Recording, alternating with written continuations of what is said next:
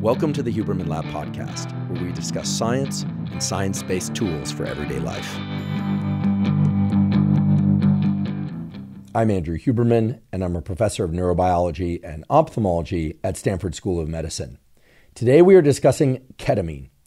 Ketamine is a fascinating compound, and it's one that nowadays is being used both clinically for the treatment of depression and suicidality and PTSD, and it is also a drug that is commonly abused. That is, ketamine is often used recreationally, and it has a high potential for abuse.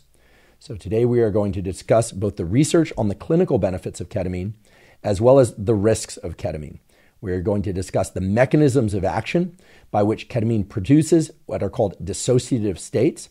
I will define for you what a so-called K-hole is in scientific terms. I will talk about dosages of ketamine. I will talk about delivery routes of ketamine.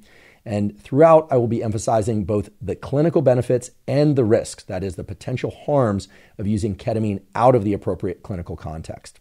So by the end of today's episode, you will understand thoroughly what ketamine is, how it works in the brain and body to produce dissociative states and to relieve depression, and you will understand how it can actually change neural circuitry. This is an important thing to understand about ketamine. The acute or immediate effects of ketamine while one is under the influence of ketamine are just part of the story of how ketamine modifies the brain for the treatment of depression, suicidality, and PTSD. And by extension, when people use ketamine recreationally, there are those immediate acute effects of ketamine, but there are also long-term changes in the brain that are important to understand. During today's discussion, we will also be talking a lot about neuroplasticity, or your nervous system's ability to change in response to experience. And we will be talking about neuroplasticity not just in the context of ketamine, but as a general theme for how your nervous system changes anytime you learn anything. And in that discussion, you're going to hear a lot about BDNF, or Brain-Derived Neurotrophic Factor. Brain-Derived Neurotrophic Factor is a critical molecule for all forms of learning and memory and changes to your nervous system. So in addition to learning about ketamine and how it works clinically and its relevance to recreational use and abuse, you will also learn a lot about neuroplasticity and BDNF and what it's doing in your brain right now as you learn. Before we begin, I'd like to emphasize that this podcast is separate from my teaching and research roles at Stanford. It is, however, part of my desire and effort to bring zero cost to consumer information about science and science-related tools to the general public. In keeping with that theme, I'd like to thank the sponsors of today's podcast. Our first sponsor is ROKA. ROKA makes eyeglasses and sunglasses that are of the absolute highest quality. The company was founded by two all-American swimmers from Stanford, and everything about ROKA eyeglasses and sunglasses were designed with performance in mind. I've spent a lifetime working on the biology of the visual system, and I can tell you that your visual system has to contend with an enormous number of different challenges in order for you to be able to see clearly when, for instance, you go from a shady area to a sunny area, when you look at something up close or off in the distance. ROKA understands all of that and have designed their eyeglasses and sunglasses so that regardless of conditions, you always see with perfect clarity. Their glasses are also extremely lightweight, and they won't slip off your face if you get sweaty. In fact, initially, ROKA eyeglasses and sunglasses were designed for use in sports, things like running and cycling, etc., and they still can be used for that. But really, their eyeglasses and sunglasses are designed to be worn anytime. I wear readers at night or when I drive at night, and I'll sometimes wear sunglasses in the middle of the day, although, of course, I do not wear sunglasses when I do my morning sunlight exposure, which everyone should be doing to set their circadian rhythm. If you'd like to try ROKA eyeglasses or sunglasses, simply go to ROKA, that's ROKA.com, and enter the code Huberman to save 20% off your first order. Again, that's ROKA.com, and enter the code Huberman at checkout. Today's episode is also brought to us by 8 Sleep. 8 Sleep makes smart mattress covers with cooling, heating, and sleep tracking capacity. Now, I've spoken many times before on this podcast and elsewhere about the fact that sleep is the foundation of mental health, physical health, and performance. When we're sleeping well and enough, all of those things are improved, and when we are not sleeping well or enough, all of those things, mental health, physical health, and performance, all get worse. Now, a key component to getting a great night's sleep is that the temperature of your sleeping environment has to be such that your body temperature drops by 1 to 3 degrees in order to fall and stay deeply asleep, and that your body temperature increase by about 1 to 3 degrees in order to wake up feeling refreshed. With 8 Sleep mattress covers, you can customize the temperature of your sleeping environment such that you always get the best possible night's sleep. I've been sleeping on an 8-sleep mattress cover for about 2 years now, and I must say it has vastly improved my sleep.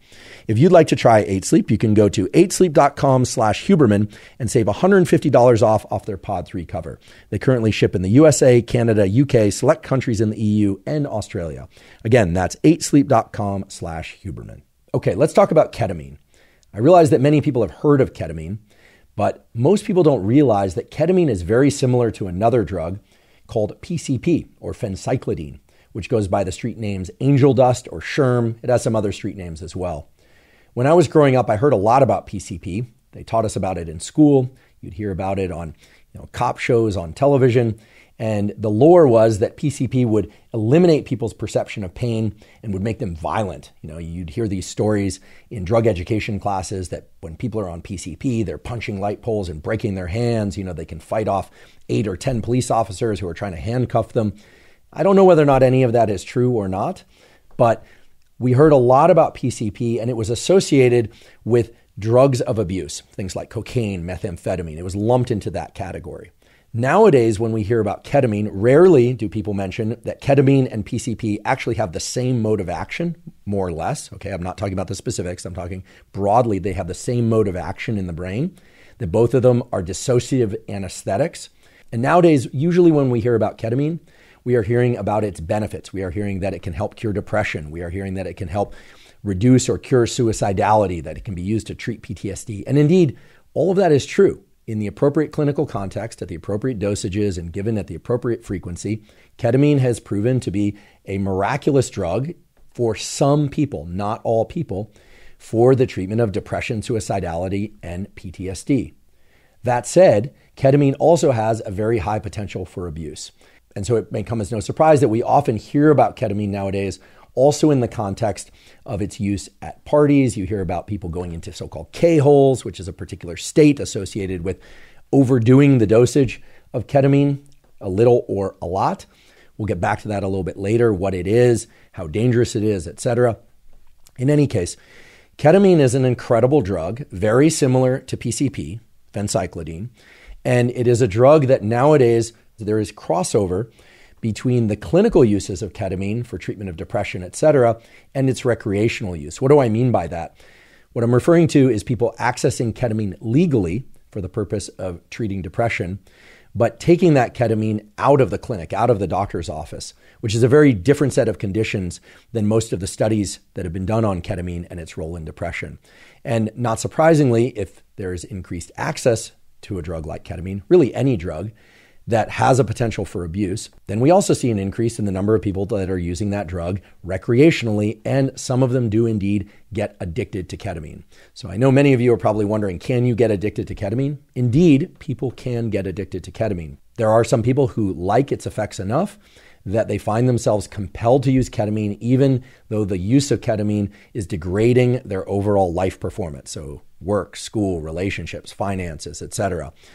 That said, ketamine does have these established clinical uses. So nowadays, the landscape around ketamine is so different than it was 10 or 20 years ago, when it was lumped very closely with PCP, phencyclidine, and really just looked at as a drug of abuse. There were some early cases in the 1970s of the use of ketamine in order to treat PTSD. This was mainly in soldiers in Vietnam or people coming back from Vietnam. But really, the clinical use of ketamine for the treatment of depression, suicidality, and PTSD has really just taken off in the last 5 to 10 years. And that's what's brought us to this new landscape of interest and understanding and use of ketamine in the clinical and recreational context. So how is it that a drug that at one time was really just viewed as a street drug that was bad, is now being prescribed widely and has all this interest surrounding it? And really this has to do with our understanding of what depression is and what depression isn't. So I'd like to just take 1 or 2 minutes and explain to you a little bit about the history of depression and its treatment. What we observed starting about the middle of the last century, so around 1950, but really taking off in the early 1980s and 90s, is the so-called monoamine hypothesis of depression. Monoamines, as the name suggests, are synthesized from amino acids. That's a good way to remember monoamines. Monoamines include things like serotonin, dopamine, and norepinephrine, although there are other monoamines as well. Monoamines are neurotransmitters, or more specifically, they are neuromodulators, meaning they change the activity of neural circuits in the brain and body. They can ramp up levels of activity in lots of different brain areas, or they can reduce the activity of neural circuits in lots of different brain areas, as well as within the body, right? Your gut has serotonin and needs serotonin.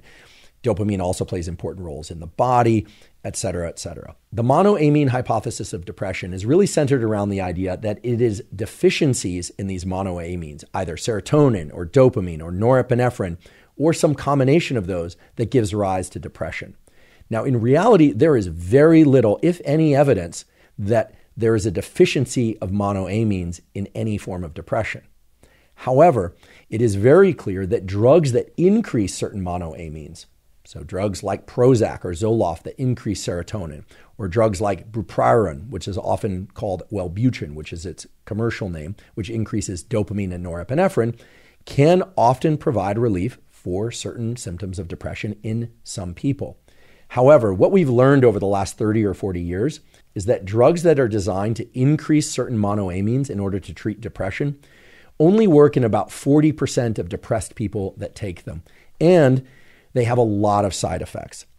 Now, some people are lucky enough that they can use a low enough dose, or perhaps even a high enough dose that gives them relief from their depressive symptoms, but does not give them side effects that make it so uncomfortable for them to use that drug that they would choose rather to not take that drug. However, a lot of people that do get depression relief from things like Zoloft or Paxil or from bupropion find that the side effects, which include things like dry mouth, although more commonly reductions or increases in appetite, or vast reductions in libido, or changes in their sleep patterns, etc., that those side effects really make it impossible or at least very uncomfortable for them to take those drugs. And of course, there are the 60% of depressed people who do not respond to those drugs at all. Now, I want to be very clear. Things like SSRIs, things like Wellbutrin have helped a tremendous number of people get relief from depressive symptoms, and in many cases have warded off suicidality as well. However, there are also a great number of people who have experienced a lot of side effects and problems from these drugs. Hence the desire to find other compounds that can treat depression without creating similar side effect profiles, and that ideally can provide relief not just for 40%, but for all people suffering from depression. So that's where ketamine enters the picture. Prior to the 1990s, they were mainly studied in neuroscience and pharmacology laboratories for their abuse properties and for their anesthetic properties. So ketamine is a dissociative anesthetic. It's actually used to induce certain forms of anesthesia for surgery. It's not always used, but it's often used. This is something that if you've ever had a surgery, you might want to ask your anesthesiologist about, what sorts of drugs are you giving me to go under? What sorts of drugs are you keeping me to stay under? And maybe even what sorts of drugs are you giving me to bring me out of anesthesia? Because it turns out that when you go into anesthesia, your anesthesiologist is rarely giving you just one drug. Typically, they're giving you one drug to, kill off a little bit of anxiety and maybe eliminate a little bit of pain sometimes. And then they'll give you another drug to drop you into a deeper plane of anesthesia. And then nowadays, there are sophisticated ways to monitor your plane of anesthesia. And there are sophisticated ways to, if necessary, get you out of a deep plane of anesthesia if that plane of anesthesia is too deep. When I talk about a plane of anesthesia, I'm just talking about going from full wakefulness to a reduction in anxiety, to falling asleep, to the point where even if someone were to pinch your toe or your arm, like a really intense pinch, that you wouldn't wake up from that. Okay, so ketamine has the property of being an anesthetic. It kills the response to pain, and at certain doses, it can bring you into deep planes of anesthesia.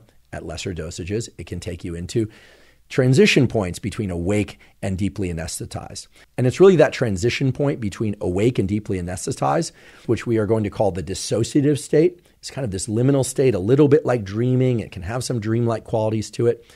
That's the state that has most often been sought after or employed for the treatment of depression, suicidality, and PTSD. Which brings up a really important point, which is that when people use ketamine recreationally, it's not clear exactly what plane of anesthesia or dissociation they are actually seeking. And this is why we hear about some of the desired effects of ketamine that are driving people to use it recreationally, and why we also hear about people having some unpleasant or even very unpleasant or dangerous experiences when using ketamine recreationally. because we're talking about a drug that has a lot of different effects depending on the dosages. And as we'll soon talk about, individuals vary tremendously in their response to different dosages of ketamine, and the delivery route for ketamine, whether or not it's delivered orally in the form of a pill or put sublingually in what's called a troche that dissolves under the tongue, or it's injected, whether or not it's injected into the vein or intramuscularly, et cetera. Each of those can produce very different effects in terms of the speed of onset of the drug and the type of effects that it produces in the brain and body. So what happened in the early 90s is that laboratories that were studying animal models, what we call preclinical models of things like depression and learning and memory, and to some extent ketamine, but mainly focusing on learning and memory and depression, made an interesting discovery. There's a certain preclinical model of depression that's pretty common in laboratories that involves taking a rat or a mouse and putting it into a small container, like it looks like a beaker or a jar. Sometimes it's a tray, and it has water in it. And you might be surprised to learn, perhaps not, that if you put a rat or a mouse into water, it will swim. Okay, so it's treading water in order to keep its head above water and not drown. I realize for some of you, this might be a bit of an aversive topic to hear about animal research, but this is one of the common preclinical models of depression, which is put a rat or a mouse into water, let it swim, and see at what point it gives up. Because what happens is if you put a rat or mouse into water, it will attempt to save its own life by swimming, but at some point, it will just give up and it will just start sinking. And then, of course, the researcher needs to rescue the rat or mouse, put it back into its home cage, dry it off, give it some food, etc. This preclinical model is called the model of learned helplessness. And it's become a prominent preclinical model of depression because, of course, we can't ask mice or rats if they are depressed or happy. I mean, I suppose you can ask them, but they're not going to answer in any kind of meaningful way. So we can only look at their behavior in order to understand whether or not they have a sense of happiness or a sense of depression. And of course, that's very hard to gauge in an animal model of any kind. You could make guesses based on other behaviors, like are they grooming regularly? Are they eating regularly? You know, things that more or less parallel what we think of as health or lack of health in a human who's happy or depressed. But in the context of trying to understand depression in these preclinical animal models, having a behavior that you can really quantify carefully across a lot of different animals and conditions is really beneficial. So this thing of putting a rat or mouse into water and seeing how long it takes before they give up to save their own life is called the model of learned helplessness. And what it allowed researchers to do was to take rats and mice, put them into water, see how long it took before they gave up, and then to give them different drugs to see whether or not any of those drugs either hastened, sped up, or prolonged the duration over which the animal would attempt to save its own life. This actually has some meaningful parallels to human depression. You know, one of the hallmarks of depression is that people stop thinking positively about their future. Depression, of course, can include a lot of other symptoms. You know, one of the most prominent symptoms of depression, for instance, is consistently waking up around 2:30 or 3:30 in the morning and not being able to fall back asleep again. Now, keep in mind, it is not the case that if you're waking up at 2:30 or 3:30 in the morning and you can't fall back asleep, that you are absolutely depressed. That's simply not the case. But that pattern of lack of sleep, plus some other things like lack of anticipation of a positive future, inability to imagine the future in any kind of meaningful or positive way, etc., are part of the key features of what we call a major depressive episode. So this preclinical model of learned helplessness allowed researchers to test a lot of different drugs and establish which drugs at which dosages allowed animals to fight for their life longer when placed into water. It's really that simple as a model, but it revealed some very interesting things, at least one of which is that when animals were injected with ketamine, this dissociative anesthetic, but they were injected with dosages of ketamine that were below what would induce full anesthesia, these animals would swim for their life for a lot longer. Now, to some extent, that ought to be surprising, and in fact was surprising to researchers because ketamine is what's called an NMDA receptor blocker. Now, when I say blocker, I'm not getting into the details of what specific form of blocker it is, but I do want to mention that a blocker is sometimes referred to as an antagonist, whereas something that promotes the activity of a receptor is called an agonist. Okay, so if you can just remember that ketamine is an NMDA receptor antagonist or blocker, then you should be fine for the rest of today's conversation. Now, I haven't told you what NMDA is. NMDA stands for N-methyl-D-aspartate, and you do not need to remember that. But the surprise for researchers was that this drug, ketamine, is allowing animals to fight for their life for longer. So it has this sort of property of overcoming what we call learned helplessness or a sense of helplessness, aka antidepressant effects. And we also know that it's an NMDA receptor antagonist or blocker. And that's perplexing because we also know that the NMDA receptor is critical for changing neural circuitry in the brain. It's critical for neuroplasticity. So put differently, here's a drug that blocks the receptor that's critical for neuroplasticity, for changes in the brain, and yet somehow it's allowing these animals to fight for their life longer. It's somehow giving them more of a sense of hope. At least that's the subjective interpretation of what one observes when a mouse or rat is swimming for much longer when it would otherwise just give up and sink to the bottom of the vessel. Now, in general, there are two kinds of scientists. There are scientists that take a look at a set of findings like that and say, oh, here's a drug that's supposed to be terrible for us. It's an anesthetic and it blocks NMDA receptors, and NMDA receptors are good for neuroplasticity. And somehow it's also allowing these animals to swim longer. And I would say one category of scientists would just look at that and just say, wow, that is a big ball or tangle of confused facts. Like, how does one even reconcile that, right? Brain change ought to be good and perhaps even lie at the heart of our ability to recover from depression. This is a drug that blocks neuroplasticity, but somehow is relieving depression. I'm going to walk away from that. I'm going to work on something far simpler. And then there's this other category of scientists, which thank goodness exists, who looks at that apparent contradiction of, okay, there's a drug which blocks plasticity. Plasticity is thought to be important for getting over depression, and yet the drug can provide some relief from depression, at least in these preclinical animal models. And they say, I like a good puzzle, right? The more complex the puzzle, the more interesting. And they start digging in with preclinical studies and they start talking to clinicians who are treating patients for depression. And like I said, thank goodness these sorts of scientists exist, and thank goodness they did that, because it turned out that when clinicians tried ketamine in depressed patients as a means to relieve depression, it had remarkable effects. So it was about the year 2000 when the first sets of papers about the clinical use of ketamine for the treatment of depression started to emerge. Now, we have to remember the context in which all of this was happening. You know, in 2000, drugs like Prozac and some of similar SSRIs, selective serotonin reuptake inhibitors, things like Wellbutrin, were really hitting the market in full force. And as we talked about earlier, some people were getting relief. Some people were getting relief with a lot of side effects and therefore deciding not to take those drugs. And a lot of people, the majority of people that were taking those drugs, were not getting relief. So there was a real urgent need to find other drugs for the treatment of depression. And ketamine, at least based on its apparent profile of being a dissociative anesthetic, would seem like the last drug that you'd want to use to treat depression, right? It dissociates people. You even hear about dissociation as a symptom of depression. And yet, what happened was a small number of very pioneering clinicians started to explore the use of ketamine in the clinic for the treatment of depression, and in particular, for depression that did not respond to any other treatment. So there was a real critical need to find other compounds and a bit more motivation to test some of these, let's call them atypical compounds for the treatment of depression. So one of the first landmark papers in the use of ketamine for the treatment of depression is entitled Antidepressant Effects of Ketamine in Depressed Patients. This is a paper that I provided a link to in the show note captions. It's a small study, okay? So it doesn't involve many subjects at all. It really just has 7 subjects, all of whom had major depression.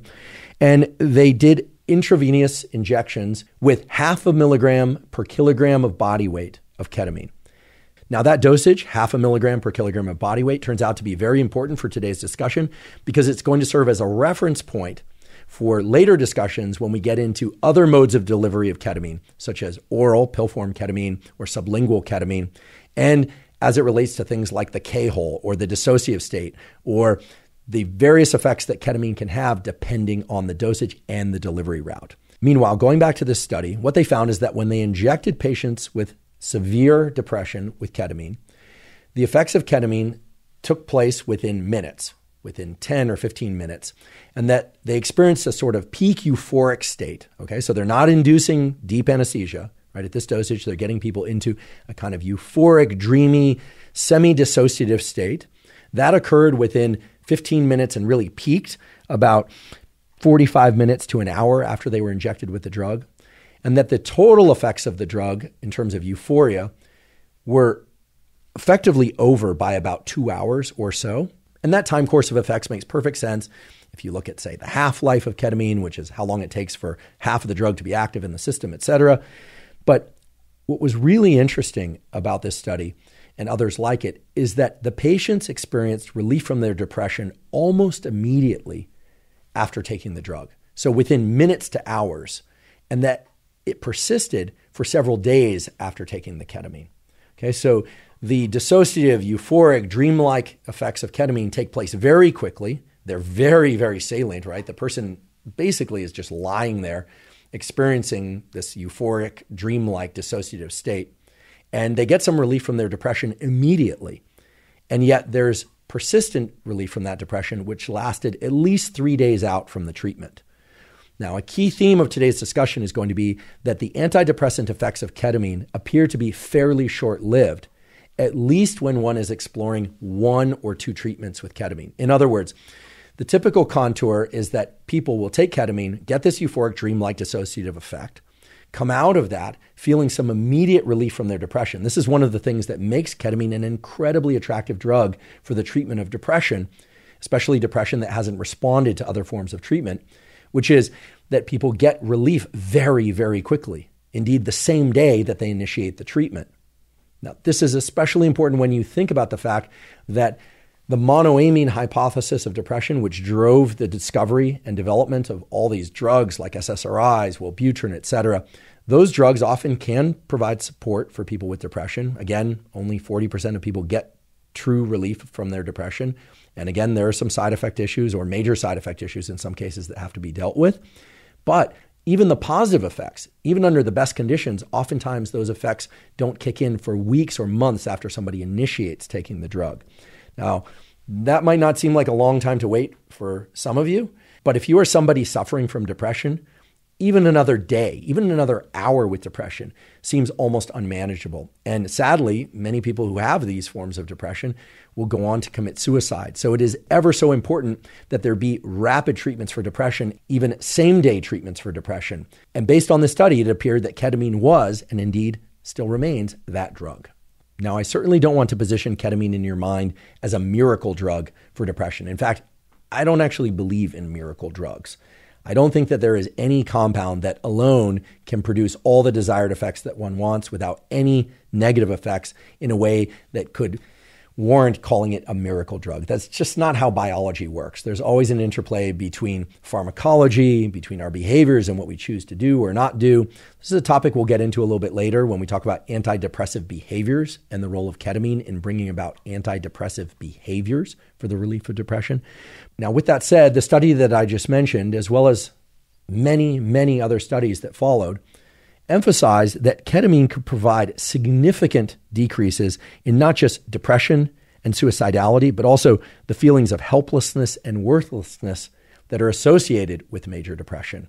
And again, it could do that in people that also were not responding to other forms of depression treatment, such as SSRIs, et cetera.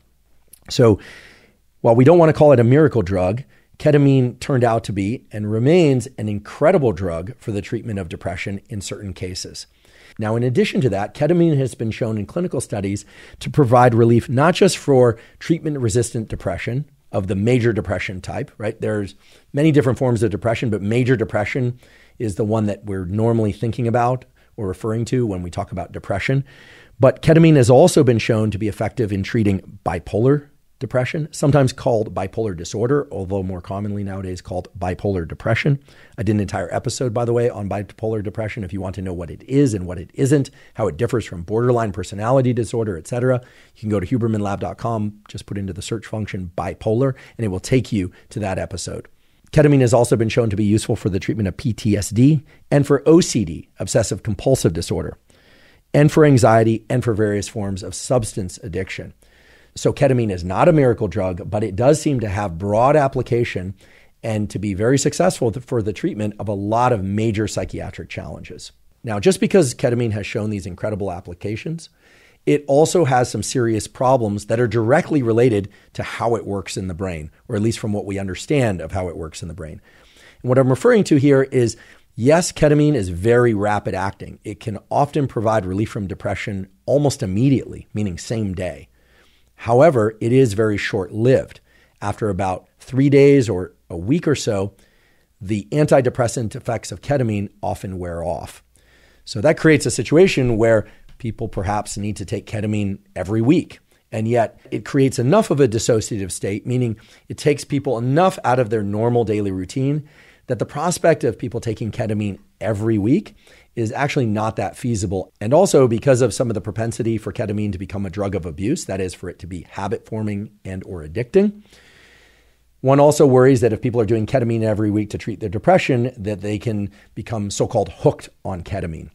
Now, fortunately, there have been studies of ketamine and how it works, not just in the short term, but in the longer term, that have led to some very important clinical studies that have explored, for instance, people taking ketamine twice per week for a duration of 3 weeks total.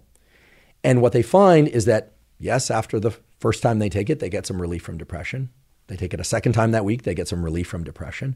And they do the same thing the next week and the next week. And when they do that, they get relief from depression the whole way through, that entire 3 weeks. But it turns out that there's also some so-called durability to the effect, such that if people do this twice a week dosing regimen, so ketamine twice a week for 3 weeks total, they find that when they end that 3 weeks, they get some ongoing relief from their depressive symptoms, which can extend months or more before they have to repeat the twice a week for 3 weeks regimen. Now, certainly not all studies of using ketamine for the treatment of depression have used that exact dosage regimen. Twice a week for 3 weeks, then take some time off, repeat. Twice a week for 3 weeks, take some time off, repeat. Some have explored giving ketamine once per week or even 3 times per week, or doing it once a week for 5 weeks and then taking an extended period of time off before repeating the treatment schedule.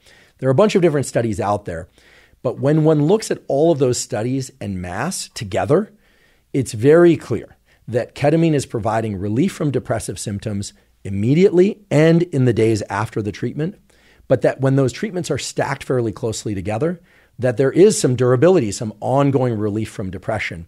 And what this tells us is very important. In fact, I hope everybody really highlight this in their minds as they're hearing it.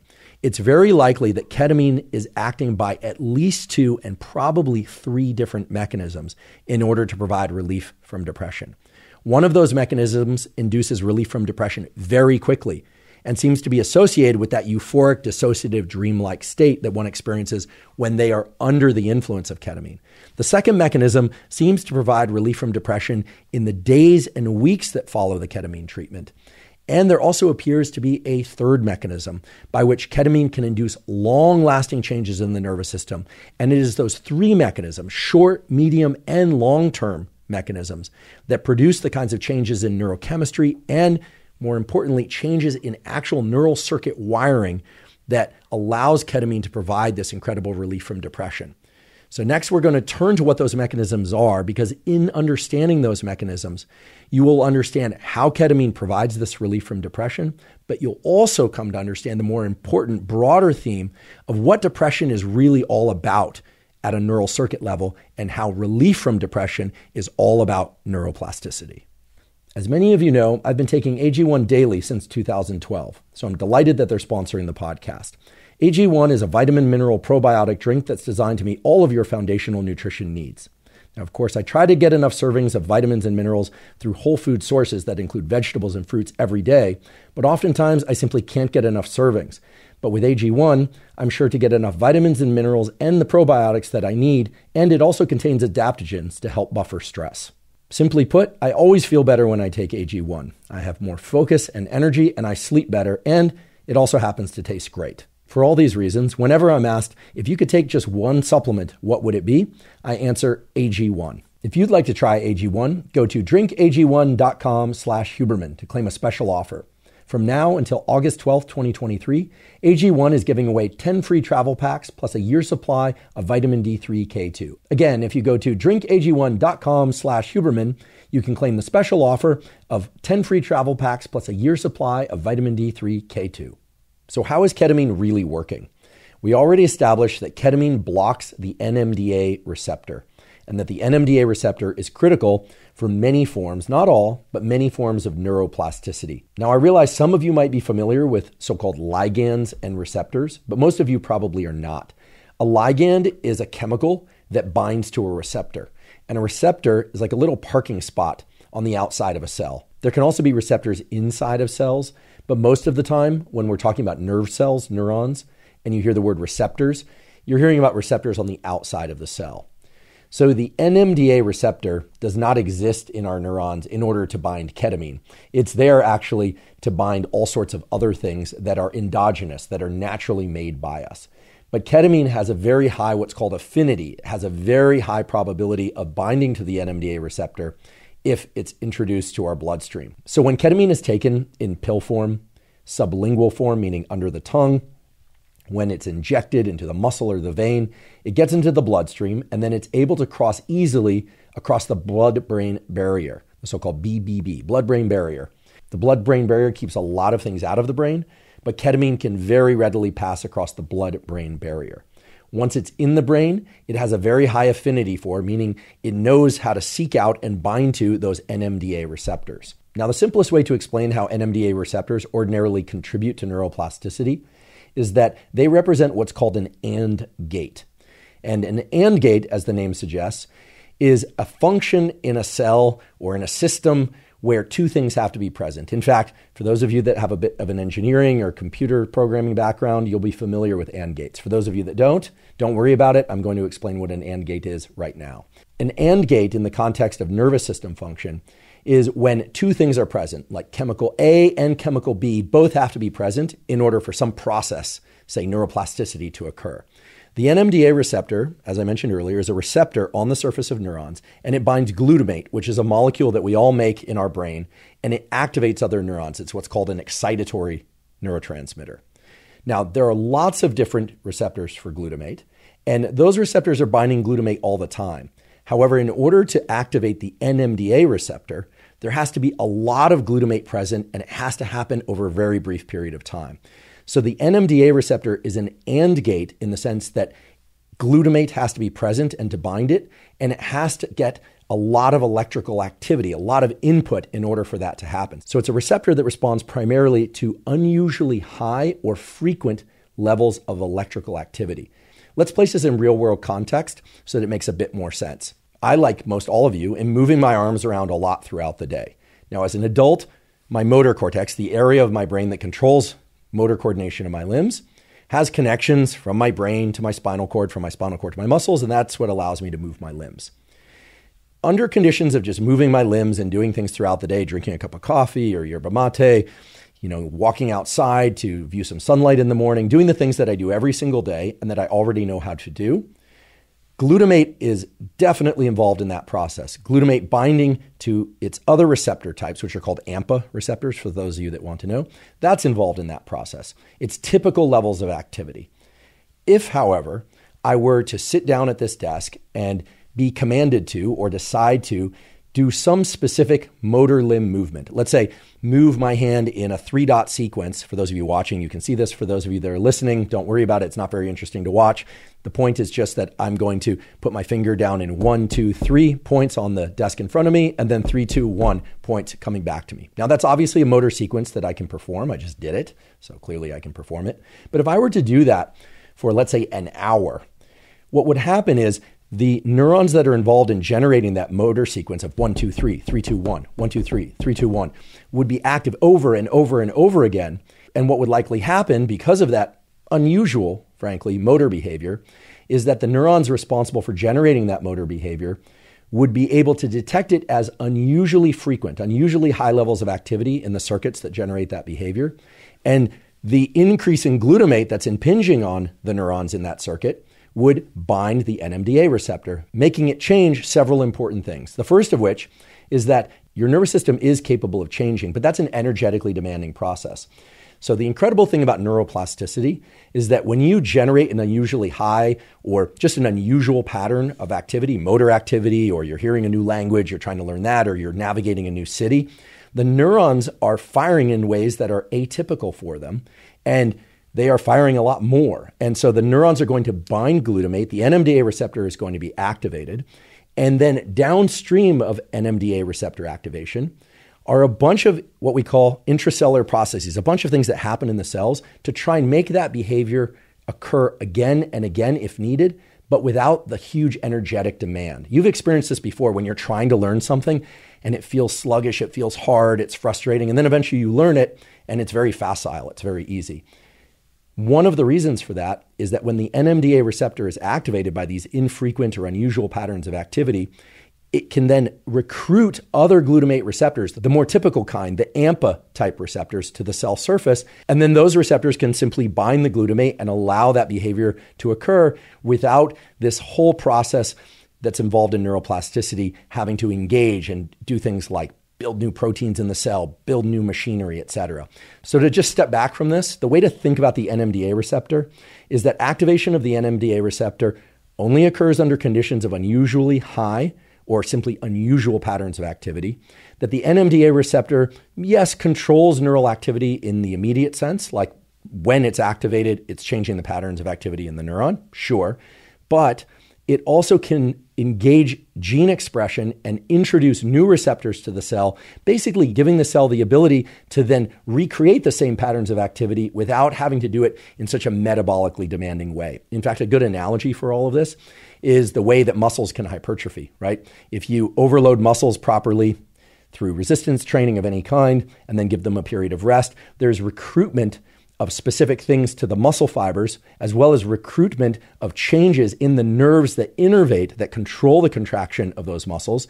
And then those muscles grow, they get stronger, et cetera, and they're able to function and use that new strength and new growth.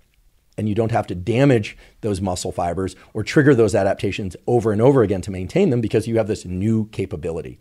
Now, I realize that's a lot of details about NMDA receptors and neuroplasticity, but really if we needed to pick one biological mechanism that resides at the center of many, many important forms of neuroplasticity, it would be the NMDA receptor and its functions that I just told you about. So now that you have that in mind, that these NMDA receptors are critical at detecting unusual activity, making changes to cells so the cells can then respond to that activity in the future, you have in mind the conceptual basis for understanding how ketamine works.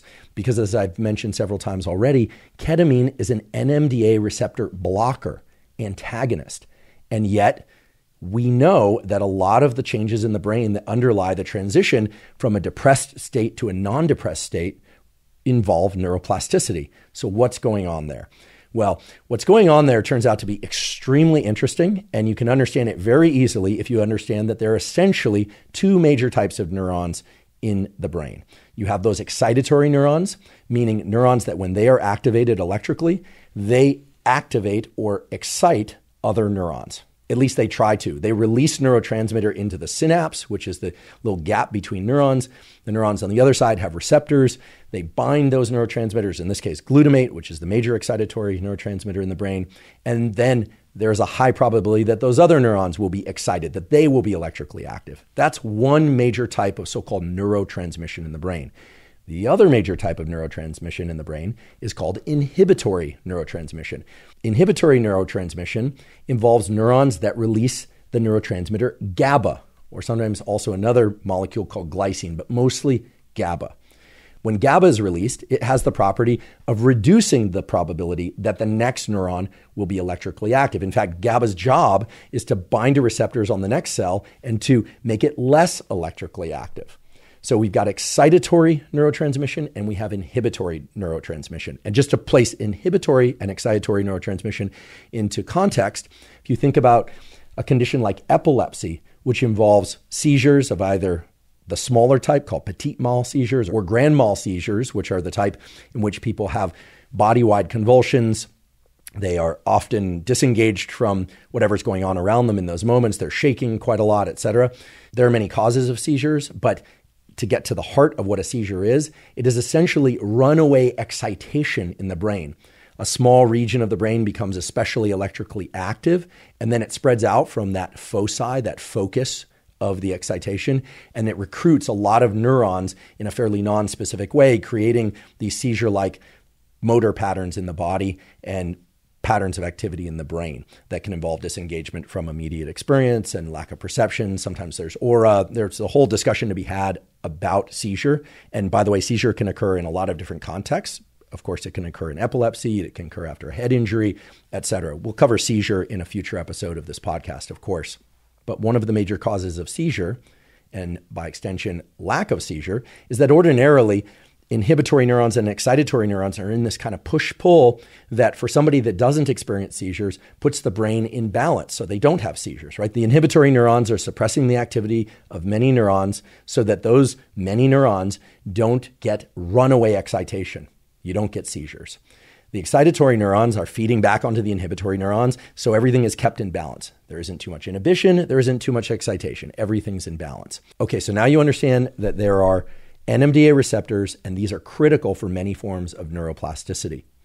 You also understand that there are excitatory neurons, which stimulate the electrical activity of other neurons, and that there are inhibitory neurons in your brain that inhibit or suppress the activity of other neurons, and that you need excitatory and inhibitory communication between neurons at all times, and that it has to remain in balance, and that the NMDA receptor is normally just sort of sitting there, not doing a whole lot, unless levels of neural activity are elevated above their normal baseline, and then you can get changes in the neural circuits, and those changes can be very long-lasting. And let's not forget the piece of information most pertinent to today's discussion, which is about ketamine, which is that ketamine blocks that NMDA receptor. And there's the conundrum I keep coming back to, which is you need neuroplasticity in order to get relief from depression. So what researchers have discovered is that, yes, ketamine blocks the NMDA receptor. It actually quiets down neurons. It prevents neurons from being as active as they normally would be. And yet somehow, almost paradoxically, it increases neuroplasticity in brain circuits that are involved in mood, in reward, in self-reflection. We'll get into what those brain circuits are in a little bit. The way it works is that ketamine binds to the NMDA receptor present on inhibitory neurons. And in doing so, dramatically reduces the amount of inhibition coming from those inhibitory neurons onto excitatory neurons. When that happens, the excitatory neurons in specific circuits of the brain are allowed to increase their activity. They do what's called bursting. Bursting is a pattern of electrical activity whereby normally one of these excitatory neurons is releasing glutamate in a pattern that might look or sound like this. It actually doesn't make a sound in the brain, but if you were to record from one of these neurons, which people have done many times over, and then you were to convert the electrical signal in those neurons to an audio monitor, you would hear the firing, the action potential of those neurons as a that's what it actually sounds like on the audio monitor. It sounds like a little bit of static. But if the normal firing of the neuron is which is the pretty typical baseline firing of the neurons in the relevant circuits to mood that I'm going to be discussing, under conditions where ketamine has been brought into the system, binds that NMDA receptor, blocks the output of those inhibitory neurons onto the excitatory neuron. Now the excitatory neuron is firing in bursts.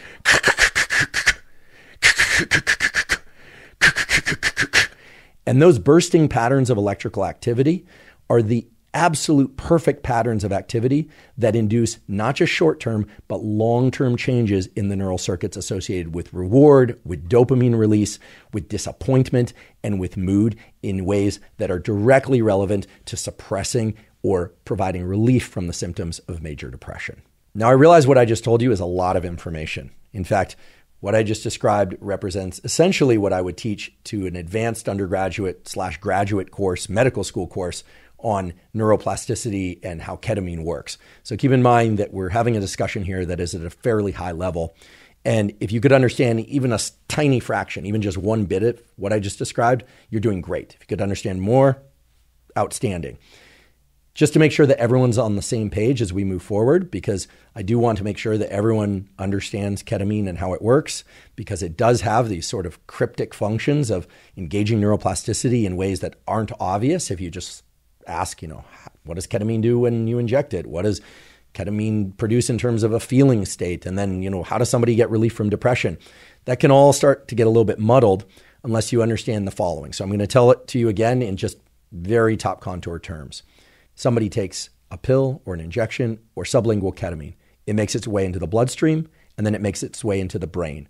Once it's in the brain, it binds to a particular category of receptors called the NMDA receptor. The NMDA receptor is a receptor that normally is quiescent. It's just kind of sitting there. It doesn't tend to do a lot under normal conditions of everyday life. However, the NMDA receptor's typical function, okay, so when there's no ketamine in the body or brain, is to detect abnormal levels of neural activity, and in doing so, recruit changes to cells, receptors, etc. Literally change the neurons in ways that allow them to respond to that activity in the future without having to be under such big metabolic demand.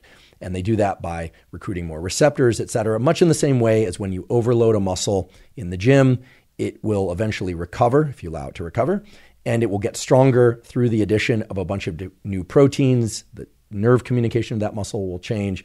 The muscle and the nerve to muscle connection change. It gets stronger, and sometimes it gets bigger and stronger. In the same way, a neuron can change the way it functions in response to experience. And neurons don't know experience of life in any other way except the patterns of electrical activity and chemical activity that impinges on them. Okay?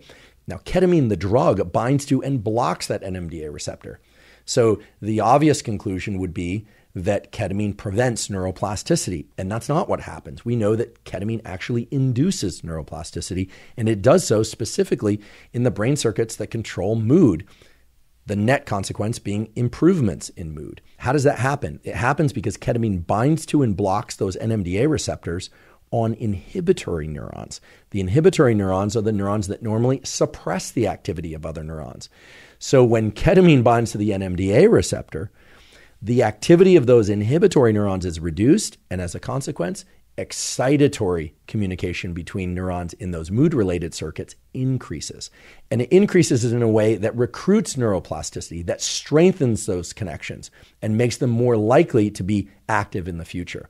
Now, it is not the case, at least at clinical doses, that ketamine induces seizures. It certainly can at higher doses, but at clinical doses, when ketamine suppresses the activity of those inhibitory neurons and the excitatory neurons ramp up their activity, they're ramping up their activity a lot and enough to create changes in those neural circuits associated with mood. And the changes are in the direction of making those neural circuits more likely to generate positive mood and less likely to generate negative mood. We'll get into the specifics of those circuits in a little bit.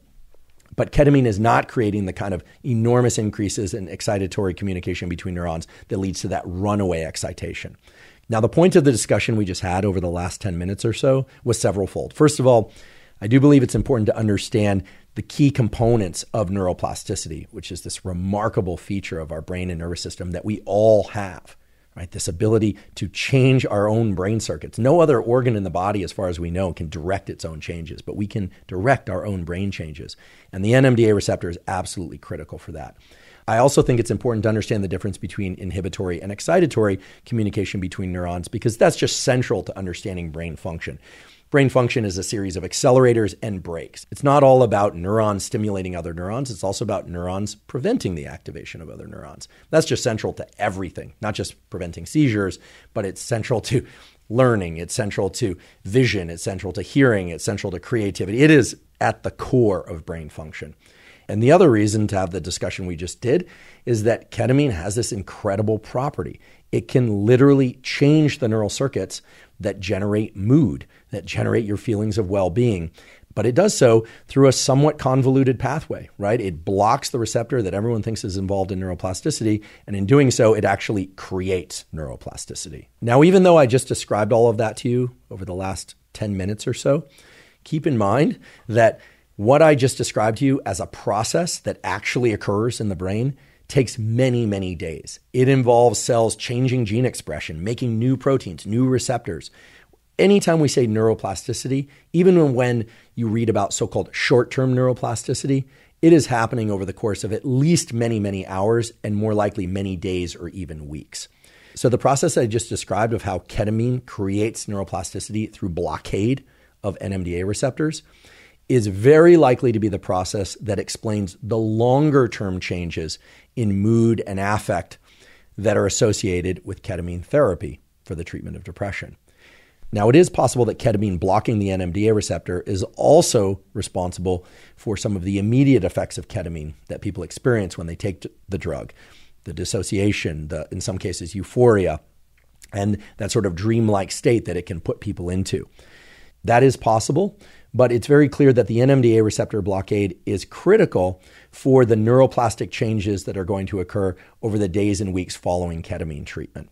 And if you think back to our earlier discussion, when we were talking about the 2 times a week over 3-week type regimen of taking ketamine, or some variant on that, now it might start to make sense as to why, yes, there is immediate and short-term benefit of taking ketamine for depression in the clinically appropriate setting. Of course, I'm not talking about recreational use right now, but that also there's some durability of those effects, that even after the 3 weeks of taking ketamine twice per week, people often will experience weeks or months of relief from depression when they're not doing the weekly ketamine therapy sessions. So that longer-term relief that I'm referring to as durability of the treatment is very likely to be the consequence of actual neural circuit rewiring. Now, there's an additional and very important facet to this whole discussion about neuroplasticity in response to ketamine treatment for depression. If you recall the burst firing that induces that plasticity, I told you it induces plasticity, but I didn't tell you how. Now, you already could imagine some of the mechanisms. It could be insertion of those new glutamate receptors, those AMPA receptors that we talked about. However, even for that to happen, a bunch of other things have to happen first. But one of the key ones to understand is the thing I mentioned at the beginning of today's episode, BDNF, which stands for Brain-Derived Neurotrophic Factor. Brain-Derived Neurotrophic Factor is an incredible molecule. I should mention that it's one of many growth factors in the brain. And it has its own set of receptors. It binds to something called the TrkB receptor, TRKB, TrkB receptor. When BDNF binds to TrkB receptors on neurons, it does a lot of things. It sets off a whole cascade of things, including the insertion of new glutamate receptors so that those neurons become extra sensitive to any input they get. Okay, so that's one form of change that BDNF can create. BDNF can also alter the overall shape of neurons. It can cause neurons to grow new branches so that it can receive new inputs from other neurons. Anytime BDNF is discussed in popular books or the popular press, people will talk about it as quote unquote fertilizer for neurons. I don't really like that term because it really undervalues the total number of things that BDNF can do. BDNF actually can act as its own kind of neurotransmitter. It can actually stimulate other neurons, and it does a bunch of other things. But for sake of this discussion about ketamine, understand that burst firing of neurons, that very high frequency firing of neurons, can invoke the release of BDNF in ways that make those circuits very plastic very quickly. And in addition to that, there's some evidence that ketamine itself may be able to cause release of BDNF directly without having to go through all of the mechanisms that I overwhelmed you with a few minutes ago, or hopefully didn't overwhelm you with, but that I taught to you a few minutes ago. Now, what's especially exciting about BDNF in the context of ketamine therapy for depression is that it appears, based on both preclinical and clinical studies, that BDNF isn't just one of the ways in which ketamine can invoke neuroplasticity and these improvements in mood. It may actually be required. It may be the central process to all of that. Now, it can still be downstream of all that NMDA receptor stuff that we talked about before, but there are several lines of evidence that suggest that ketamine-induced release of BDNF is one of the core mechanisms by which ketamine can relieve depression. Now, there are several lines of evidence to support what I just said about BDNF in the context of ketamine. First of all, in mice that lack BDNF, they have no BDNF. They can't make BDNF because they don't have the gene for BDNF. We call those BDNF knockout mice. In those mice, if you give them ketamine and you put them into that learned helplessness task that we talked about a bit earlier, where you put them into water and see how long they swim, normally ketamine would allow a mouse to swim longer, to fight for its life longer. Well, it no longer does that in a BDNF knockout mouse. And the only thing that's different about that mouse, as far as we know, is the lack of BDNF. And there are ways to make sure that it's lack of BDNF in the specific neurons that are relevant to everything we're talking about, not just that their limbs don't work as well, et cetera. In other words, all the appropriate control experiments have been done. That's preclinical data because it comes from animal models. In addition to that, depressed people who have a mutant form of BDNF. So these humans are not knockouts for BDNF. They can make BDNF, but the BDNF doesn't function normally. In those people, they have a very reduced response to ketamine treatment for depression, suggesting that BDNF action is at least one of the critical functions that allows ketamine to relieve depression. And as I mentioned earlier, ketamine can actually invoke the release of BDNF. And get this, there's some evidence that ketamine itself can bind to the TrkB receptor. That is, it can bind to the BDNF receptor. It can mimic BDNF. So this is an entirely different way of thinking about ketamine than we normally hear about. Nowadays, we hear a lot about ketamine and ketamine therapy. We also hear, fortunately, about some of the problems of ketamine abuse, and we will talk about some of those concerns a little bit later. And we hear about BDNF, this so-called brain fertilizer. But rarely, if ever, do we hear that ketamine itself can mimic the effects of BDNF in the brain.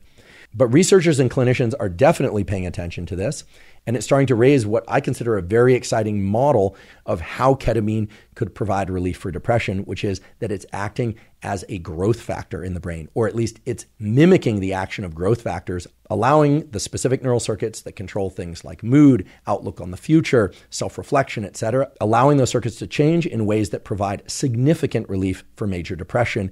And in doing so, and this is a very important point, it appears that ketamine is relieving depression in ways that are entirely different from any other kind of treatment.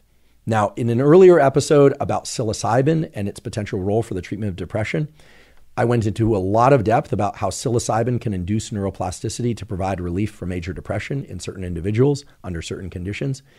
I do want to highlight that because indeed it's another case where neuroplasticity is involved.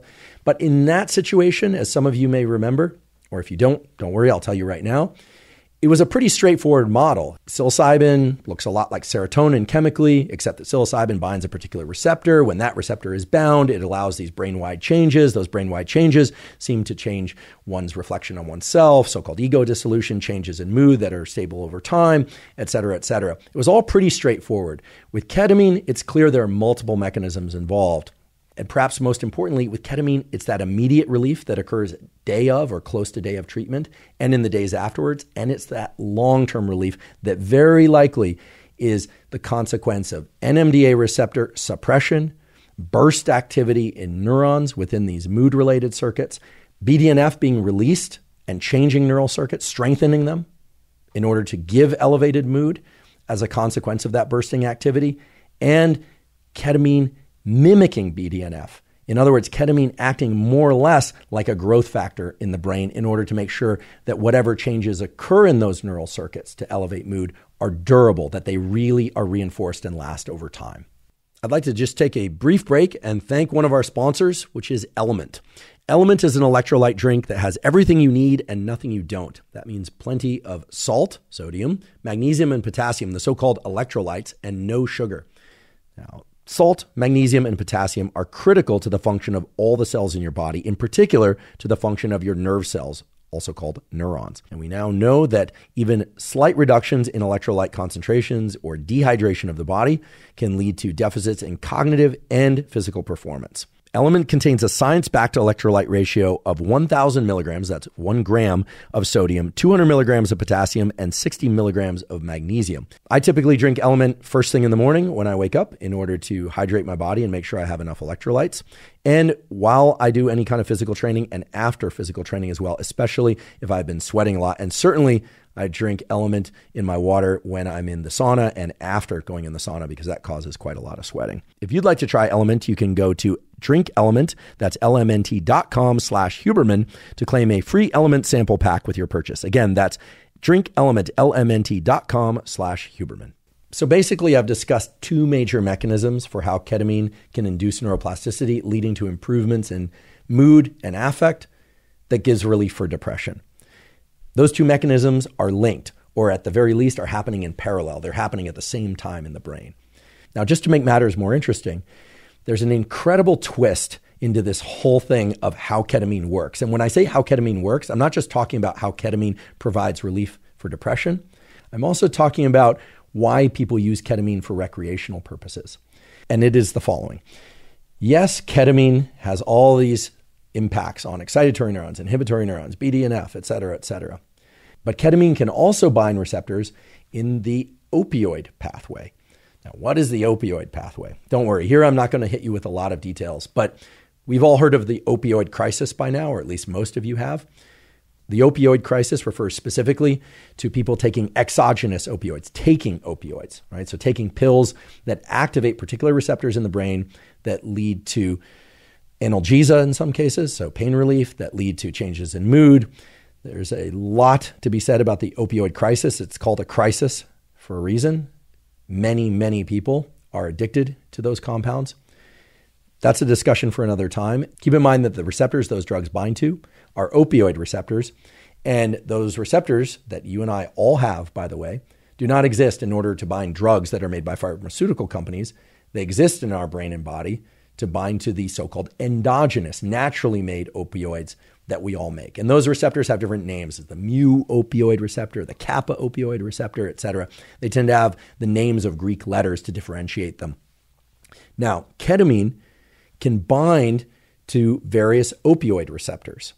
And when opioid receptors are bound, we know that creates certain effects. Things like pain relief, things like changes in psychic states, dissociation, for example.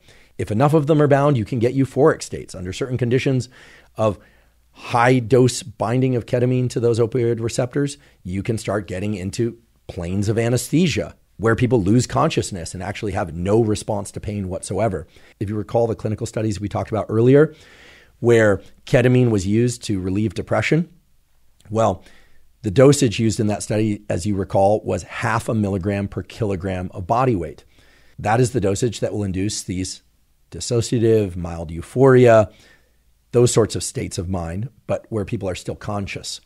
When you start getting to dosages of ketamine that are in the range of 1 to 2 milligrams per kilogram of body weight, now you're talking about anesthetic doses. And when that happens, you're going to get full parking, full saturation of all the potential receptors that ketamine can bind to. Those NMDA receptors, it's going to block those. It's also going to bind to the so-called mu opioid receptors, and maybe this other type as well, for those of you that want to know, you aficionados, also the kappa type opioid receptors.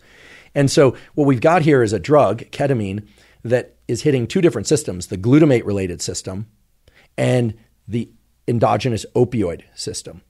And researchers and clinicians have logically started to ask whether or not some or all of the effects of ketamine are due to the opioid system. And they want to know which effects those are. Now, this is where things start to get really interesting, both in the context of clinical treatment of depression and recreational use. First of all, when people take ketamine, again, it enters the bloodstream and it goes into the brain, but it is metabolized to something called HNK, which is hydroxynorketamine. Now, I don't expect you to know what hydroxynorketamine is, and I don't expect you to care about it until I tell you what I'm about to tell you, which is that hydroxynorketamine has an incredible specificity for the mu opioid receptor, and maybe that kappa opioid receptor as well. In other words, when we talk about ketamine, that's the drug people take, but when it goes into the body, it's converted into yet another drug. And that other drug, hydroxynorketamine, is selectively activating the opioid system.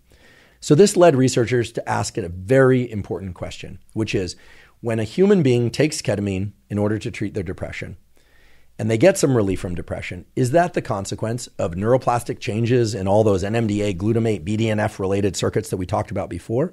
Or is it the consequence of something happening in the opioid system? Okay, you can't ignore the fact that ketamine has this property of binding to these opioid receptors because they have such a powerful effect on our thinking, on our mood, on our state of consciousness. It's entirely reasonable that the opioid system could be a major player, if not the major player, in this whole depression relief thing, and maybe even in the creation of dissociative symptomology when people take ketamine recreationally. So what researchers/clinicians did is they undertook a series of experiments where they gave people ketamine for the relief of depression, but they also blocked the opioid receptor system. And they did that using a drug called naltrexone. So what I'm about to describe to you is a study done by my colleagues at Stanford School of Medicine, namely Dr. Nolan Williams and Alan Schatzberg and colleagues, entitled Attenuation of Antidepressant and Anti-Suicidal Effects of Ketamine by Opioid Receptor Antagonism. And as a consequence of me reading you that title a moment ago, you now already have the conclusion of the study. What they observed is that when people were given ketamine, they got relief from depression. That wasn't surprising. Again, many studies had shown that before since the early 2000s. If, however, individuals were given naltrexone to block the opioid receptor pathway, and they were given ketamine, well, then the antidepressant effects of ketamine were no longer observed. Now, that suggests that it is the opioid receptor system that's responsible for the antidepressant effects of ketamine. And perhaps this HNK, this hydroxynorketamine, which is the metabolite of ketamine, is the way in which ketamine normally relieves depression. Now, a lot of people took note of these studies because, after all, there are probably dozens, if not hundreds of studies looking at the effects of ketamine on all that NMDA receptor stuff. And indeed, neuroplasticity and mood-related circuits can't be discounted as one way in which ketamine provides relief from depression. But what was very interesting is that in people given ketamine and naltrexone, those people still experienced the immediate effects of ketamine, the mild euphoria, the dissociation, the feelings that one would normally expect when people were under the effects of ketamine.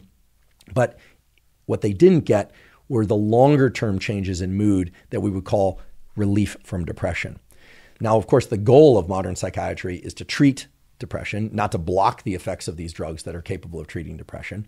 Now, what this study does, and by the way, there are several studies like it that support these general set of findings, that part of the critical role of ketamine in providing relief from depression is to activate the opioid system. But what this study does is it really points to the fact that when we say ketamine treatment, or we talk about somebody taking ketamine recreationally for that matter, we have to pay attention to what's happening while they are under the influence of the drug. We also have to pay attention to what's happening in the days and weeks after they're under the influence of the drug. And perhaps most importantly, this calls to mind a really important idea, which is that whether or not you're talking about ketamine-induced relief from depression, or psilocybin-induced relief for depression, or MDMA-induced relief for PTSD, a topic that I covered on a previous episode of this podcast, we have to step back and look at the idea that the effects of the drug that people experience, whatever those may be, because obviously it's going to depend on what particular drug they took, those immediate effects may not actually be related to the long-term clinical benefit of those particular drugs. Now, I realize that many people might not like that idea, and frankly, I don't actually think that's the way that it works. I don't think it's going to be an either-or situation. However, because drugs like ketamine, psilocybin, MDMA have such profound effects on people's psychic states when they are under the influence of them, and because, at least in the proper clinical setting and use, they do seem to provide impressive relief from a lot of these psychiatric challenges, like depression and PTSD, people naturally correlate those two things. They couple those two things. In fact, they collapse those two things and presume that their experience of what they saw, what they heard, how they felt while they were under the influence of the drug was actually the stimulus that created the relief from their clinical condition, like depression. But what these data on combined treatment with ketamine and naltrexone to block the mu-opioid receptor really show us is that that may not actually be the way that it works. It may be that the effects of a drug like ketamine that one experiences, while interesting, perhaps even profound, perhaps great insight comes to one when they do that therapy in the proper context, it is not clear at all that it is that experience and the effects of those drugs in those immediate minutes and hours that's actually what's causing the relief from depression. Now, again, I don't think it's an either or. I like to view the whole situation more or less as a sort of wave front, that the experience that one has subjectively while they are under the influence of a drug like ketamine or psilocybin or MDMA sets off a series, and in fact, multiple series, is that a word? Multiple types of processes in the brain, some of which rely on things like NMDA receptor, BDNF, etc., type neuroplasticity, others which rely on the opioid receptor pathway, and that each of these have different time courses, such that some provide immediate relief in the days and hours after treatment, some in the weeks after treatment, and some more durable, long-lasting changes that can occur over months or maybe even years. And a really important thing to underscore in the context of all this is that throughout today's discussion, we've been talking about drugs and receptors and relief from depression. But what we're really talking about here are people who get relief from depression and almost with certainty, when they get relief from depression, they are also starting to do other things. They are going back to work. They are engaging in relationships again. They are viewing themselves differently again. Hopefully they're getting morning sunlight and exercising and eating well and doing all the sorts of things that we would call antidepressive behaviors. And it is impossible to separate the positive behavioral consequences of a drug treatment for depression from the drug itself in a way that lets us say, okay, ketamine relieved depression. And then as a consequence, people went and did a bunch of behaviors that were healthy for them or stopped engaging in behaviors that were unhealthy for them. So we can think of behaviors as pro-depressive or antidepressive. In fact, we know that one particular behavior, that is viewing blue light in the middle of the night between the hours of, say, 11 p.m. and 4 a.m., is known to invoke a pro-depressive circuit. It involves a structure called the habenula. I've talked about this on previous podcasts. It tends to lower dopamine and increase cortisol in the days following that exposure to light, et cetera, et cetera. So there are pro-depressive behaviors and there are antidepressive behaviors. We know that viewing morning sunlight, getting regular and sufficient amounts of quality sleep, proper nutrition, proper social engagement. There is now a plethora of quality research pointing to the fact that those are true antidepressive behaviors. So we can never separate out the effects of a drug from the effects of a drug that feed back on and combine with the effects of the drug that one is hoping for, in this case, depression relief. Okay, so I've been bookending this conversation about ketamine at two very divergent levels, meaning we've been talking about high-level stuff, relief from depressive symptoms. Right? We haven't been going into a lot of detail about that, but that's pretty high level. We're talking about thought changes, behavioral changes that we're calling antidepressive, right? Changes in mood and affect that are positive anticipation of the future, et cetera, et cetera. And then we've also been talking a lot at this other end, which is very reductionist, down at the cellular and molecular level. We're talking about receptors and binding of receptors and neuroplasticity and track B and all that stuff. We've completely neglected, meaning I've completely neglected until now, what bridges those two levels of understanding. And what bridges those two levels of understanding are the neural circuits that actually change when one takes ketamine, whether or not those changes occur quickly, whether or not they take a longer period of time, whether or not they involve NMDA receptors or the opioid receptor systems or both. We know that certain neural circuits change when people take ketamine in these patterns of dosage and frequency of about 0.5 milligram per kilogram. And again, that's the injected form, twice per week over 3 weeks. And then they get some durable resistance to depression. Fortunately, we can talk about those neural circuits without having to bring about a lot more nomenclature, a lot of new language. And I say fortunately because I realize today you've been hit with a lot of new terms. Now, I've already mentioned one of the key brain structures, and that's the habenula. A few moments ago, I talked about the habenula in the context of people who get too much bright light exposure in the middle of the night. That activates the habenula. It's a sort of a disappointment circuit. We can call it that because we know that it leads to pro-depressive symptoms in animal models and very likely in humans as well. And it does so, we know, by reducing dopamine and increasing cortisol. There's evidence that when people undergo ketamine therapy, connections between the habenula, what we can broadly just talk about as a structure involved in generating a feeling of disappointment, the connections between the habenula and the reward circuitry of the brain, which I've talked about several times before on this podcast. But for those of you that aren't familiar with it, this is the so-called mesolimbic reward pathway. It has areas like the ventral tegmental area, the nucleus accumbens. Don't worry at all about those names. Just know that this is a brain area that is chock-a-block full of neurons that release dopamine, which is a molecule that tends to increase mood, increase motivation. In many ways, we can think about it, at least for sake of this discussion, as antidepressive. So what we've got is a structure, the habenula, that normally provides inhibitory, and now you know what that means, inhibitory input to this reward pathway that releases dopamine. And when people take ketamine, that inhibition is lessened such that the reward pathway is more available for engagement through daily life activities.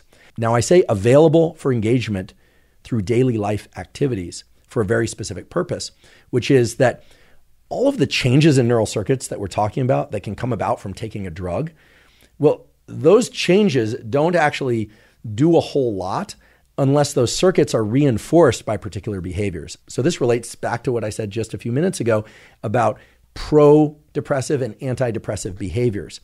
Somebody can take ketamine and potentially get relief from depression, but if they continue to engage in pro-depressive behaviors, they are not going to get much, if any, relief from depression.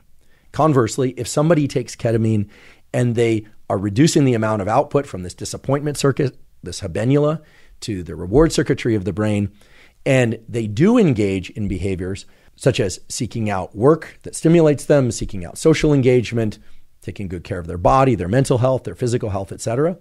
Well, those circuits are not designed to respond to ketamine. They are designed to respond to particular patterns of thinking and behavior. So again, we can't forget that when we hear that a drug causes plasticity in a given neural circuit, what it's doing is it's biasing the balance or the probability that those neural circuits will be engaged by certain activities. But one still has to engage in those activities. Now, fortunately, when people tend to have elevations in mood, they tend to move around more. When they tend to move around more, they tend to engage in more things. When they tend to engage in more things, if they have a positive outlook on life, presumably they are engaging in adaptive things like social relationships, job-related, school-related, goal-related behavior. So it's important to understand that a discussion of neural circuit changes in response to ketamine is really a discussion of neural circuit changes in response to ketamine that shift one's overall system toward having yet further neural circuit changes in response to daily activities and thereby bolstering health, or in this case, mental health. Now, it's also important to understand that rarely, if ever, does a drug provide relief for some sort of clinical challenge in just a one-track kind of way. The way to think about this is that most mental processes, and certainly things like depression, are a two-way road. You have pro-depressive behaviors and circuits, and you have antidepressive behaviors and circuits. And so perhaps it won't be surprising to you that there's evidence that ketamine treatment can reduce the output from the habenula to the reward pathway, this disappointment to reward pathway, weakening that, making the reward pathway more available for engagement through thoughts and behaviors that are antidepressive. And in addition to that, it can further bolster the neuroplasticity within the reward pathway itself, in particular with connections with the frontal cortex. And for those of you that aren't familiar with the frontal cortex, your frontal cortex does a lot of things, but one of the things that your frontal cortex is absolutely critical for is for establishing context-dependent strategy, meaning for allowing you to say, okay, in a given circumstance, what should I do to get the results I want? In another circumstance, what should I do to get the results I want? It's not strategizing of the manipulative type, although I suppose it could be. It's strategizing of how do I get what I need from this social connection? How do I get what I need from my goals in exercise? How do I get what I need from my goals in terms of work or school, etc.? Your frontal cortex is that part of your cortex that's always churning ideas. It's always wondering, am I doing well? Am I not doing well? And is adjusting your behavior accordingly. So it's now established that ketamine can improve connectivity. That is, it can strengthen the connections between areas of the brain that are associated with context-dependent strategy building and these reward pathways. In other words, it makes people more sensitive to whether or not they are getting the results they want from their efforts and to how to adjust their efforts so that they do get the results they want from those efforts. And there's other evidence that NMDA receptor blockade is not the way that ketamine provides relief from depression. Namely, there's a drug called memantine. It's used actually to treat Alzheimer's, and it too is an NMDA receptor blocker, and it has no antidepressant effects. Now, as you recall, ketamine is a dissociative anesthetic, and one of its primary effects is to create this feeling of dissociation. For those of you that aren't familiar with what dissociation is where people feel separate from their body. They can still think, but it's as if they are observing themselves. In fact, in anticipation for this episode, I consulted with several different colleagues in the Department of Psychiatry at Stanford School of Medicine, and one of them described the effects of ketamine as described by a patient of theirs who had taken ketamine for the treatment of depression. And that patient described it as observing themselves thinking, observing themselves doing things, even though they were lying completely still, and perhaps most importantly, describing themselves as being above their body and actually looking down on themselves from the third person perspective. Now that I realize is a foreign experience to most people, but of course there are people who experience dissociation even while not on ketamine. And as many of you know, dissociation is actually one of the primary symptoms of PTSD and trauma. So this raises a sort of conundrum. Why is it that a particular state of mind that's associated with PTSD and trauma, and in some cases depression itself, which is induced by a drug like ketamine, can provide relief from depression? And that all goes back to the neuroplastic changes that we talked about earlier, and more likely the changes in the mu opioid receptor system that we talked about earlier. But nonetheless, The dissociative effects of ketamine are so profound for people that take them that I thought I'd spend a minute or two explaining what likely causes that dissociative third-personing of self effect. And insofar as we know, it has to do with an uncoupling of certain brain circuits, in particular neocortical brain circuits. The neocortex is the part of the brain, the lumpy outside part of the brain that's associated with action planning. It does a lot of things, really. It's involved in sensory perception. It's involved in speech generation, many, many things. But the neocortex has connections to other regions, which are called subcortical regions. And it seems that when people take ketamine or phencyclidine, PCP, there's an uncoupling of those networks, a quieting of those networks that starts to create a different dominant rhythm in the brain. Some of you may be familiar with rhythms in the brain, so-called alpha rhythms or alpha patterns of activity. That's just dominant patterns of activity associated with particular brain states. So for instance, alpha brain waves are associated with an alert but calm, relaxed state of mind where thoughts are sort of free-flowing. It's a little bit dreamlike, but it isn't really like a dream where anything can happen. It has a structure to it. When people take ketamine, the alpha pattern of activity is completely abolished, at least for the duration of time that they're under the influence of the drug, which typically is about an hour to 2 hours or so. And a different pattern of brain activity, which is called the theta pattern of brain activity, starts to really emerge. It's as if it gets unveiled. And that theta pattern of activity is the one that's associated with a dreamlike state. It's the one that resides more or less at that liminal border between wakefulness and sleep. If you've ever been falling asleep and you were thinking something like you were running and you kicked your leg, it's very likely that you were in a theta pattern of activity in your brain at that moment, just prior to when you woke up. Whereas when you're more alert, you see patterns of activity that are higher frequency, things like alpha, beta rhythms, and so forth. So ketamine produces particular patterns of brain activity and this sense of dissociation when it's taken at sub-anesthetic doses. If you recall the clinical studies we talked about earlier, they injected 0.5 milligram per kilogram of body weight in order to provide depression relief for those patients. When people take ketamine, they will take it by different routes of delivery. And now here we have to expand our conversation to include both the clinical context, research studies, and recreational use. Now, I do that because typically when people take ketamine in a study, in a clinical study, they will get an intravenous into the vein or an intramuscular into the muscle injection of 0.5 milligram per kilogram of body weight ketamine. However, when people are taking ketamine recreationally or when they are accessing ketamine legally by prescription and taking it at home, which is becoming a more common practice, they will often take it orally in pill form, or they will take it sublingually by putting it under the tongue or in their cheek, and then that so-called troche dissolves and the ketamine goes into their system. Now, an important thing to understand is that when people take ketamine orally, only 25% of the active form of ketamine makes it into the bloodstream. And when they take it sublingually, typically only about 35% of the total amount of ketamine they take is converted into metabolically active ketamine that acts on the neurons in their brain. So when you hear about the dosages used in studies, they are going to generally involve injections of ketamine and far lower doses of ketamine than when you hear about people taking ketamine orally or sublingually. So for instance, I weigh 220 pounds, that's 100 kilograms. So if I were to be in one of these studies, which I have not been, but if I were, I would be given 50 milligrams of ketamine by way of injection. However, if I were going to try to achieve the same amount of active ketamine in my bloodstream and brain as I would through injection, I would need to ingest 3 times as much ketamine by way of pill and perhaps a little bit more by way of sublingual ketamine if I wanted to get the same effects.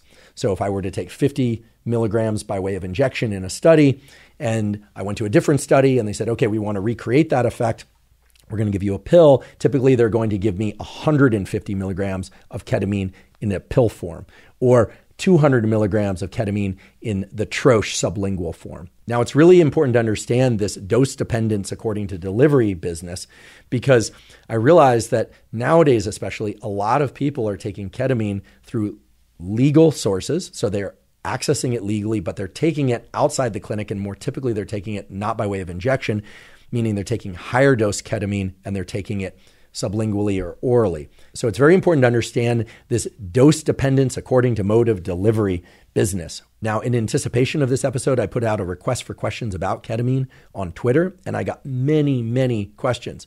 Some excellent ones therein. But one of the more common questions was, what is a K-hole in scientific terms? A K-hole is what's used to describe the subjective experience of when somebody takes ketamine, typically recreationally, and they end up in basically a pseudo-anesthetized state. What that means is that they took a dosage that for them put them beyond the boundary of the sub-anesthetic dose and has them transitioning into the anesthesia level dose of ketamine. Now, I mentioned everything I did about dosages before because it's very important to know that different people, even if they are of equivalent body weight, are going to respond to ketamine differently depending on how quickly and how thoroughly they metabolize ketamine. So, in the clinical context, injections of ketamine into the vein or into the muscle are done at this 0.5 milligram per kilogram dose. And they have clinicians there, they have researchers there who are paying attention to whether or not the person is in a dissociative state, if they're still conscious, and to see whether or not the person is going into full-blown anesthesia.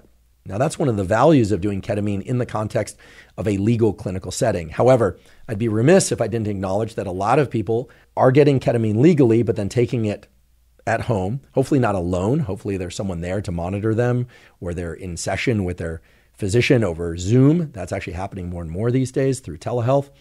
But that itself also has certain risks, right? Because if the person needs something and they don't have someone there immediately in the room to take care of it, that could be a very problematic situation.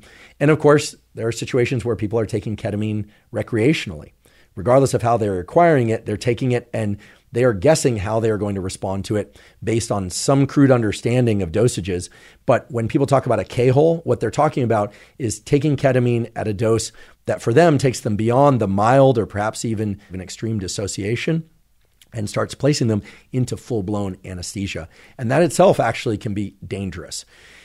Going into anesthesia like planes of consciousness, while not always deadly, can be deadly. And it certainly can be and has been deadly when people start to combine it with other drugs, in particular drugs like barbiturates or alcohol. So I want to be very clear that the dosage ranges that you hear about when hearing about ketamine are extremely broad.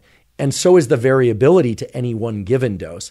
And so too is the response to a given dose in a given person, depending on the route of delivery. You need to be very careful about the ability of ketamine to take you into deep, deep planes of unconsciousness, and in some cases, death. And of course, as with any sedative, one needs to be extremely cautious about doing anything like driving or even walking in traffic or walking anywhere in some cases if one is under the influence of ketamine. Additionally, for those of you that are seizure prone, either due to epilepsy or prior head injury, or maybe you're seizure prone and you don't know it, ketamine can induce seizures, and it should be completely obvious to you now why that's the case. Ketamine blocks NMDA receptors on inhibitory neurons and quiets their activity, which of course can lead to runaway excitation in the brain if you are seizure prone. When I put out the request for questions about ketamine on social media, I also got a lot of questions about the different forms of ketamine. When I say different forms, that included questions about whether or not intranasal was better than oral, was better than sublingual, et cetera, et cetera. To be fair, with one exception, the different modes of delivery probably relate more to dosage that actually gets metabolized than to anything else. What I mean by that is most people don't know how to equate the clinical dose of 0.5 milligram per kilogram of body weight into a dosage to take orally or sublingually, or in some cases, by the way, people will take it rectally. And the reason people take ketamine rectally is that rectal administration bypasses the liver, and indeed, ketamine can be hard on the liver to metabolize. It can dramatically increase liver enzymes. So oftentimes people that are taking ketamine frequently and don't want to create damage to the liver, they will opt for rectal administration. Now, I realize that unless it's somehow related to your profession, anytime somebody says intrarectally, it raises a few eyebrows and people, kind of lean back a little bit. And I get it. In a future episode of the podcast, I promise to distinguish between the different modes of drug metabolism, depending on whether or not people take something orally, sublingually, by injection, or rectally. Another common question I got when I solicited for questions about ketamine on social media was about the R versus S versus RS forms of ketamine. And I must tell you, that sent me down a deep, deep rabbit hole of research in which I discovered very contradictory evidence. For instance, I did find papers that said that the R form of ketamine had a much greater affinity for the NMDA receptor than did the S form of ketamine. I also found reviews that said the exact opposite. Okay, and there I was sitting with the two reviews in front of one another, wondering if there was something wrong with my visual system, until I called a colleague, Dr. Nolan Williams, who's a triple board certified neurologist psychiatrist at Stanford School of Medicine, whose laboratory specializes in the use of ketamine for studies of treating depression and for treating depression in the clinical population. So I asked him, what's the deal here? I'm getting very contradictory evidence. And he spelled it all out for me. It appears, based on the clinical data in humans and on binding studies, that the S form of ketamine is more potent. That is, it can more robustly bind to the NMDA receptor. And in addition to that, the S form of ketamine tends to produce less dissociation at a given dosage than does the combined SR form of ketamine or pure R ketamine. He also added and sent me a study that I'll link in the show note captions, that there was recently a clinical trial of R ketamine, so pure R ketamine alone, and it failed to relieve depressive symptoms. So I said, great, thank you so much. This is now all made very clear to me that S-ketamine is the preferred form. It produces less dissociation and it provides better depression relief. And then he said, no, actually, it's a little more complicated than that. It appears the situation is the following. The combined SR form of ketamine seems to be the most potent for relieving depressive symptoms. The S form of ketamine is second best in terms of providing relief from depressive symptoms and is the one that's most commonly prescribed nowadays by nasal spray, by oral dosing, by sublingual dosing, and it's what is typically given by way of injection in clinical studies where they do injections. And it appears that the R form of ketamine is the least potent and effective in treating depression. Now, I realize that by putting this out into the larger world and assuming that there are experts in ketamine out there, either by way of use or by clinical study of their own, that I will get a lot of comments back saying, no, actually the R form was more effective for me than the S form versus the SR form, et cetera. Just to reiterate, from the clinical trials that have been done, we know that the combined SR form is more potent and effective than the pure S form, which is still more effective than the pure R form. So that's what we know now based on the clinical studies. But of course, I acknowledge that anytime a drug is out there as a clinical tool and it's being used recreationally, that people are going to explore and they're going to experiment and they're going to find what works best for them. So I certainly invite feedback about what has worked best for you, hopefully in the clinical context. So whether or not people have used ketamine prescription from their doctor, whether or not they participated in a clinical study, or whether or not they're doing it recreationally, I imagine that I will hear about those experiences and I will take note of them. Another commonly asked question I received was, what about microdosing of ketamine? There's a lot of interest in microdosing nowadays. People are microdosing psilocybin, people are microdosing all sorts of things, hoping to get some of the same effects as the macro doses, but by using dosages of compounds that are below what would induce, say, in the case of psilocybin, hallucinations, or in the case of ketamine, below what would induce the kind of dissociation and euphoric effects that one would have to lie down for a few hours and disengage for the rest of the day. I consulted with my clinician colleagues about this, and they told me that at present, meaning as of yesterday, there is zero published clinical evidence that they are aware of, and by way of extension that I am aware of, in which microdosing ketamine has been effective for the treatment of depression. All of the positive effects on depression that I've talked about during this episode are gleaned from studies where people used this 0.5 milligram per kilogram dosage of ketamine or its equivalent by way of some other route of administration, not injected, but oral or sublingual. So are there any benefits to microdosing ketamine? As far as the scientific and clinical literature that's published as of today is concerned, the answer is no. Okay, so today we covered a lot of information. We talked about what ketamine is. Remember, ketamine and PCP, angel dust, very similar compounds. Both block the NMDA receptor. We also talked about what sorts of subjective effects that produces, dissociation and mild euphoria and third personing of self, that's the dissociation, when taken at low dosages. And when taken at higher dosages, it can induce full-blown anesthesia and put people into subconscious states. And there's actually a potential even for seizure and death if the dosage is high enough for that person. Again, I want to emphasize that People's dosage sensitivity varies tremendously, route of delivery will impact that, and on and on. We also talked about how the NMDA receptor itself and the activation of this incredible molecule, BDNF, brain-derived neurotrophic factor, seem to be important for at least some of the antidepressant effects of ketamine, both in the days and weeks following ketamine administration. And in addition to that, I described how ketamine impacts the opioid receptor system and how we simply cannot overlook the involvement of the opioid receptor system in producing the antidepressant effects of ketamine. And we also talked about the brain circuits and the brain waves associated with dissociative states and the depression relief that seems to arrive for many people who take ketamine. And I tried to highlight some of the unique features of ketamine. First of all, that it does seem to provide depression relief where other approaches have not, but that the depression relief tends to be pretty short-lived unless it's applied in this multi-times per week over multiple weeks kind of fashion to produce what I call durable changes, which almost certainly involve changes in neuroplasticity, that is, rewiring of brain circuits.